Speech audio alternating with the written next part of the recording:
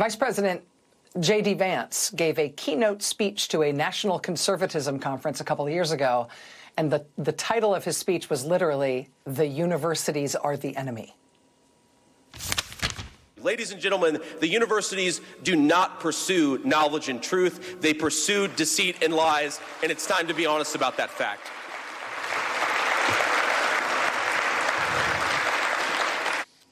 The title of the speech was literally, "The Universities Are the Enemy." He ended the speech with a quote from Richard Nixon, "Professors are the enemy." And he didn't mean it ironically. They're really not kidding about this stuff. Part of their mission is to use their power in the U.S. government to destroy American higher education, to destroy U.S. colleges and universities, not because of any particular thing that colleges and universities are doing, but just because they think they're bad and they shouldn't exist, and they are going to try to destroy them. They have been saying this for years. Now it is clear we should believe them. Tonight, CNN and The Washington Post are reporting that President Trump has directed the IRS to strip tax-exempt status from Harvard University after Harvard said this week that it would not accede to Trump's threats. It would not enter into some kind of receivership where Donald Trump gets to dictate the school's internal policies and academic decisions. Now, there are, of course, laws about tax-exempt status. The IRS can't legally take it away from a university or from any entity just because Trump pounds his chest and says so. So we'll be talking about that more on tonight's show.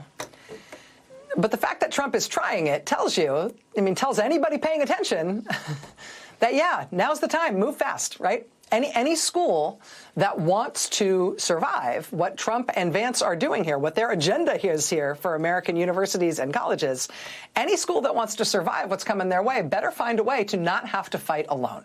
And so, yes, now we are seeing all kinds of colleges all across the country move toward mutual defense pacts with other schools.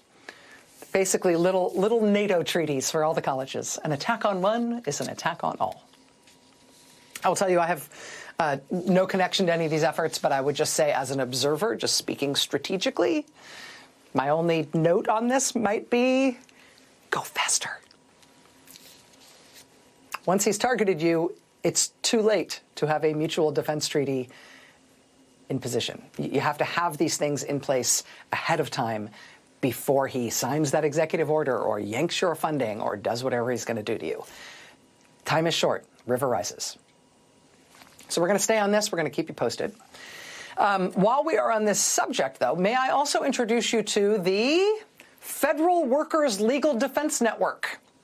This is brand new. More than 1,000 lawyers in 42 states have completed training now to defend federal workers from all aspects of what Trump is doing to them in the federal government, not just in lawsuits to challenge Trump's mass, indiscriminate, and in some cases illegal firings of huge swaths of people who work for the U.S. government, but also training on how to provide individual guidance and legal support to individual federal workers who have been fired or otherwise mistreated by the Trump administration. This was convened by civil rights groups, including the Leadership Conference on Civil and Human Rights, and advocacy groups like Democracy Forward. You keep hearing their name in the news because they've been suing the bejesus out of Trump in this second term.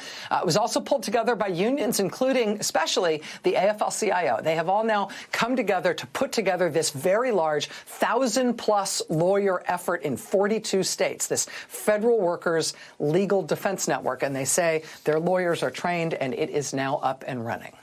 And again, I would just say, speed matters. In an attempted authoritarian takeover that is trying to go as far as it can, as fast as it can, before the country can properly organize its defenses, speed matters. That said, even if it hasn't been done already, still do it, right? Even if the best time to have done something like this Federal Workers Legal Defense Network was probably yesterday or a month ago, the second best time to do it is right now. And so, yes, as of today, we've got one. And that means that federal workers are better off today than they were before. In terms of the country standing up its defenses against the authoritarian takeover, the Washington Post tonight was first to report on Trump's plans for what he's going to do to health care.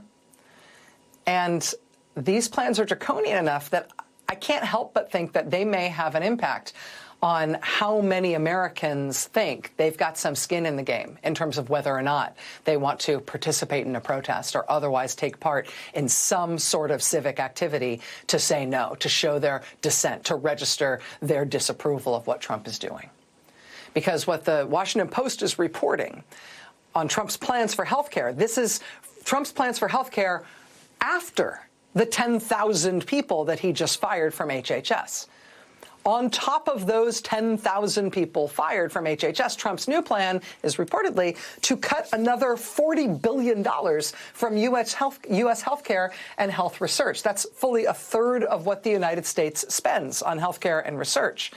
Trump wants to cut all of the CDC's work, for example, on heart disease and obesity and diabetes and smoking and HIV.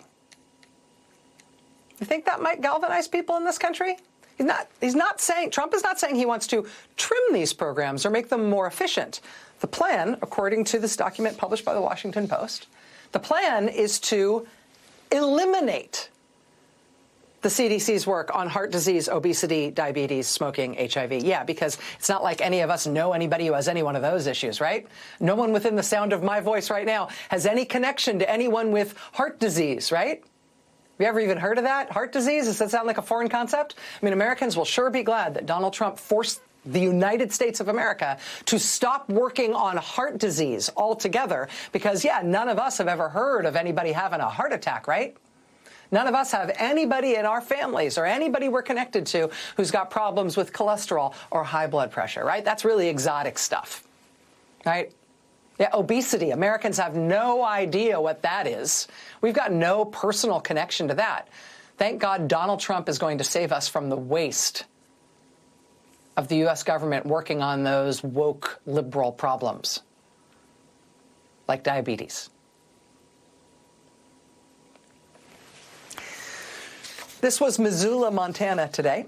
In deep red state Montana, Democratic Congresswoman Alexandria Ocasio-Cortez and Vermont Senator Bernie Sanders turning out more than 9,000 people today. Look at this. Look at that crowd. Middle of the day on a Wednesday in Montana. Yesterday in California, AOC and Bernie turned out over 10,000 people in Bakersfield, California, and 26,000 people in Folsom, California. This is not like San Francisco or Oakland or Berkeley. This is not a liberal enclave in California. And they turned out 26,000 people in Folsom. You know, I heard that someone started flying a plane with a banner that said, this is Trump country. It sure don't look like it today. I don't think this is Trump country. I think this is our country. That was Folsom, California, in a Republican congressional district yesterday. This was the day before that, Monday, in Ruby Red, Idaho, a sold-out capacity crowd of 12,500 people. Look at this. In Nampa, Idaho. This was the day before that in Ruby Red, Utah. 20,000 people turning out to see Bernie and AOC in Salt Lake City. This was the day before that in Los Angeles. Senator Bernie Sanders, his office saying that this crowd that turned out in drop the Chiron there so people can see the crowd. Thank you. Senator Bernie Sanders